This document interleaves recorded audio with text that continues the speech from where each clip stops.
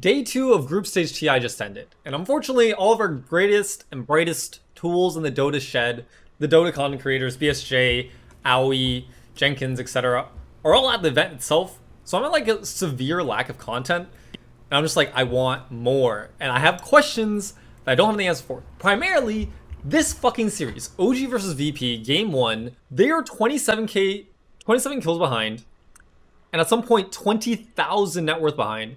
And for some reason, none of this matters, and they just end up winning the game. And I'm trying to figure out, how the fuck does this happen? So I took the liberty of like watching this over and over, and I think primarily there's like 2 team fights that dictate the real flow of the game. Basically, there's 2 1 team fights that allow OG to take Roshan. Then they end the game off of it, more or less. But I think the first one is like really interesting, because like when I saw it live during the game itself, I'm like, this is such a weird game. Like, what's happening here? So we're gonna watch it a bit slowly here. But again, they're 12,000 gold behind, 22 kills behind. And we'll just see what happens. Basically, they're hunting for kills. They know they can't Roche on their own. We're gonna talk a little bit of like the additions that go into this, but I just want to like, for context. Basically, Bounty Hunter walks into sentry range. Seb goes on him.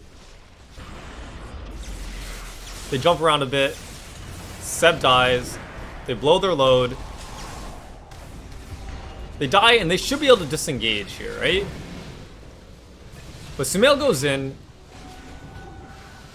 Finishes off the carry Dawnbreaker. Very cool tech, by the way. GPK and save wait for them to waste resources. GPK goes in. Kills Sumail. And OG make this crazy decision to double buyback. Kill 4. Sorry, they killed 3. Get Roshan. And everything I know in Dota is like how in the fuck are they losing this, right? Like, they have so much fucking net worth. How are they able to lose team fights like this? And I think I have some answers. The things we miss as spectators is that we have God's eye view, right? We see all this vision, we're like, oh, this is like, we know where every single hero is. But if we go over to Dire perspective here, slow this down, we don't see shit. This is so bad. And a thing of note, the only reason that they're in this situation is that VP's lineup, they just kind of like ball up and fight. They bought a bunch of aura items. They have this Dark Seer hero in general. Io with the heals. Bounty giving vision. Dawn just like being one of the best brawlers. They don't have solid tower push. They don't have solid like pick off or stuns or initiations or anything. So they feel like they have to brawl in order to win team fights, in order to force objectives, because they can't just force objectives out of the blue on their own. Unfortunately, OG has like a really solid answer to that, or like they play around their strengths in a very remarkable way. And I want to make this like very clear that VP is not a bad team. Like, they made it to TI for a fucking reason. And they're incredibly aware of the things that I'm about to say. And we say it just from their playstyle. But I think the things of note is that OG are incredibly good at just like playing around their vision. Like, we see who, like, Seb's the only one on low ground who can like afford to be initiated on. The rest of them are hiding in this high ground, right? No Tail, Sumail in far back, Saksa, Seb, the 2 tanky heroes that want to be gone on as the first points of contact. And they have really good saves, sorta. So like traditionally they have like some like Oracle hero, like they love putting save heroes on No-Tail, or No-Tail on save heroes rather. But instead they have a bunch of stuns, and that's their save of sorts, because it interrupts any types of damage that the enemy team has. And we can see this by the way that GPK plays. Like, GPK is rank 1 EU right now, and like everyone's in EU. Like, he's obviously a very impressive player. We see Seb go in like this, but if we watch how GPK plays this fight, he jumps in, immediately zips out, because he's aware of this. Like, they have zero vision of this happening. Like, when we're watching from just like spectator view, like, we have all vision, so like this is not surprising to me. But seeing that GPK has like the wherewithal and just like positioning awareness to be like, they're going to counter initiate, I need to back up, and I need to use my BKB at some point if I actually want to commit on this. So they back up like this, and this is what I'm talking about. OG is incredibly aware of like, to interrupt this damage, they don't have like this huge amounts of burst damage the way OG does. Like, they have Morphling, they have Windrunner, that very low commitment can just like go in and destroy someone. Storm has to use up like most of his mana to get like a decent initiation, and there's no one else doing huge amounts of damage. Like Dawnbreaker 2 has to use her ulti in order to get into this fight, and use her BKB in order to guarantee she lands with Solar Guardian, because otherwise Nyx just walks into it and cancels the TP. So they know that they don't have big burst damage, which means one, it makes it much easier to save, and two, they can use stuns as a way of interrupting this flow of damage to allow these heroes to like save themselves, right? Because like Morphling with the Strength Morph basically has like his own built-in save. Anywho, yeah, GBK jumps in, and then this is what I said. They double commit with BKBs because they know that's what they have to do. There is no like strong response to BKB, but they have to do this in order to get these kills, because otherwise they just get stunned for like 5 years. The interesting thing, however, is they waste a lot of fucking resources. Like I said before, Storm Spirit is one of these heroes that like has to use a lot of their mana, especially when they go such a defensive item build. Like they don't have the Bloodstone, they don't have a Hex, nothing like that. They're forced to go BKB because they're going to such stun heavy comp. Sox is doing an incredibly good job. We don't see this in, from where I was focusing, but DM is getting mana burn constantly. Like he has no fucking resources between having to use all of his spells. Like Wall Replica uses a lot of fucking mana. Plus he's an anti-hero and is getting mana burn by Nyx. He has no resources. Storm has no BKB, which is their most important resource. Dawnbreaker's forced to use BKB in order to join this fight, so obviously doesn't have it anymore. Bounty Hunter sure has some net worth, but that hasn't translated to anything. And I was just there healing. So we see as soon as the BKB ends, they find their opportunities to go in. Just so we know, this is also amplified, the amount of like damage that they're putting in, because they have an AA, which makes sure all this healing that they have, like all this net worth, like effective net worth they have on like save and IO is like, it's 0. Like all this heals mean nothing because they have AA on their side.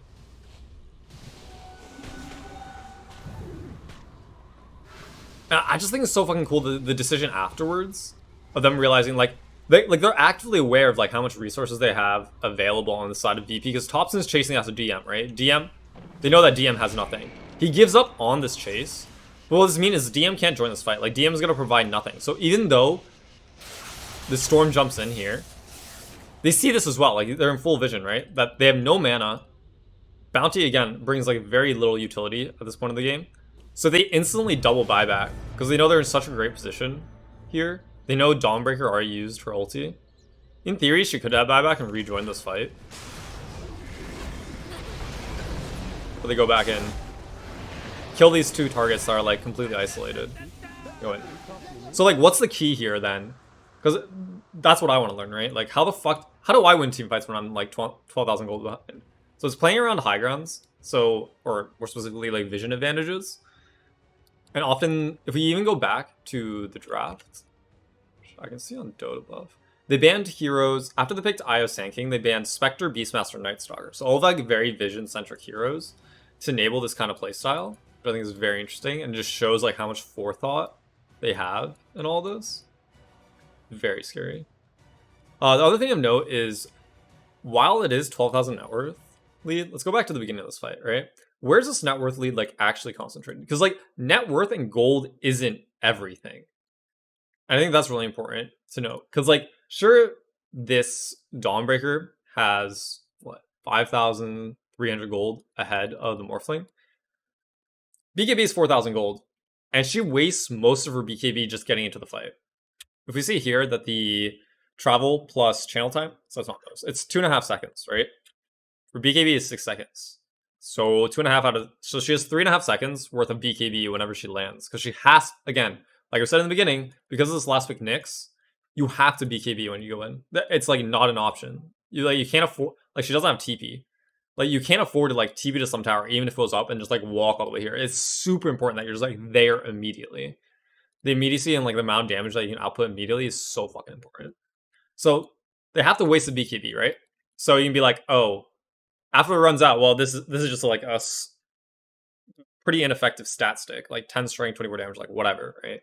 Compared to like 1,000 gold. So then you can be like, okay, they've like lost 3,000 gold worth of items. The other thing is, in my harassment and trading guide, I talk a little bit about this concept of mismatch and attack frequency in order to get efficient trades. And you can take efficient trades or take good team fights if there aren't heroes there. Because, like, if their heroes aren't there, or if the hero's just fucking dead, well, their net worth means nothing. Like, who cares if they have 20,000 net worth? They're fucking dead, right? The other idea behind the mismatch and attack frequency is stuns. That's the easiest way to make sure you're hitting them and you're using all your stats and your items value while the enemy team is not. This is in part why this is so fucking effective. Because they feel super forced to buy BKB, right? Because there's 50 bajillion stuns and follow-up damage on the side of OG. That's so fucking important. Like, every single draft needs something like this. And I think it's very telling that, like, VP know this too. Like, if we look at their itemizations, like what comes after, Bounty Cutter is queuing up a Hex. I believe you can see the stats for the end of the game. Yeah, so the Darkseer also went Scythe of Ice. Like, they know that they need to have this type of lockdown and have that level of, like, constant lockdown pressure that OG have on their side of the team innately just from the heroes that they've chosen. This is what I mean too. Like, Saksa doing the super important job of, like, I'm just hiding over here, not dying, and just constantly pressing W on this Darkseer hero. Because if the Darkseer has no mana, I can't contribute anything. Like, cool, yeah, he has Pipe Aura, whatever. It's 30 minutes of the game. We do a fuck ton of damage. Like, this guy, sure, E-Blade does a lot of damage, but a lot of it is coming out of physical. And then, like, his 4,000 net worth is effectively mitigating 11,000 net worth. So that's like 7,000 net worth difference mitigated. 7,000 between DM being taken out of the fight. Another 4,000-ish for these BKBs having to be used preemptively. That's just on Nightfall, right? The Storm Spirit also has to use BKB in order to do anything. We just saw how carefully he had to play around these stuns. So what this means is, like, effectively at this point, at this instant right here, BP is, like, down on net. Well, okay. Seb's dead, so that's not minus 11k. But this is, like, they're effectively even here with DM not being able to participate. Like, DM might as well be dead because all he contributes for the rest of the fight, as we saw earlier, he just runs away. He just has to run away from tops. He contributes literally nothing. It's the same thing as a dead hero. That's the same thing as, like, taking 45 fights on, like, other side of the map. Like, the hero's not there. The effective net worth is fucking 0. They have no influence on the outcome of the game. So, one of my biggest takeaways, I think, my goal is to figure out how do they win these fights from behind, right? Or how do they take these fights and then turn them into wins? So, the biggest thing is playing around vision, right? Being able to, like, effectively spellcast because they can't see or force them out of position. Having lots of stuns. And then having the, like, offensive capability where it doesn't take a big opportunity for OG to just, like, find a hero and kill them. Either through the E-Blade Morphling just popping off. Like, again, this was, like, a very small opportunity to kill this Stormbreaker. Like, in theory, she shouldn't be that scared, right? This is 3,600 HP Dawn, supported by her entire team, between one mini stun from a shackle shot and Sumail burrow striking in fucking dies. Like, the opportunities they need to make these happen are so slim. So I think you see in a lot of losing games that people will buy, like, damage items rather than, like, defensive items or mobility items, so they can really take advantage of the fact that if you find the smallest opportunity to just, like, pick someone off, you can mitigate. Like, again, this hero is dead. That's 19,000 net worth. Just gone from the team fight. So stuns, vision, and the other thing is, like, what they do directly after this is converting it into objectives. I think that was the biggest downfall on VP. I'm not sure if that was specifically a draft problem, a playstyle problem, because if you look at this lineup, like, these heroes don't fucking hit tower, unfortunately. Like, we saw a very similar style from OB Nina where they ran, like, a Leshrac or Nature's Prophet position 1. Where they would just, like, ball up the fight, but they would turn it into towers, right? Like, if we see this, like, it doesn't make sense that they're ahead 13,000 gold, 20-some kills. But if we look at the towers, like, tier 1, tier 2, tier 1, like, this tower doesn't matter, right? This lane doesn't matter at all. This lane barely matters. So, that, like, no tier 2s have been taken in 30 minutes while having this much of a lead for the majority of the game. Which is, like, absolutely insane. I'm not sure if that says more about the power of OG to be able to hold on and, like, maneuver them around from the map. Or VP unable to take objectives. I think there were a couple other opportunities, but also it's like the type of heroes like if you don't have a lot of physical damage, it's difficult to take Roshan. It's difficult to take towers. There's some exceptions, obviously, with like Leshrac or some shit, or Pugna, who specifically take buildings. But this is the one fight. Like, if we look at the Open Dota team fights analysis thing, we see all these red X's, or they lost. Like, OG won like 3-4 team fights total, and just won the game. Gameplay out of date, of course. I'm not sure if that's concise. I'm not sure if I really care. I just wanted to learn something from this. So, I went and took a look. Hopefully it's useful to someone. Hopefully it is. Maybe. I don't know. Either way, like, sub, whatever. If you find it useful. I stream very infrequently on Twitch. Here, or here, or here, or here, or something. Yeah, bye.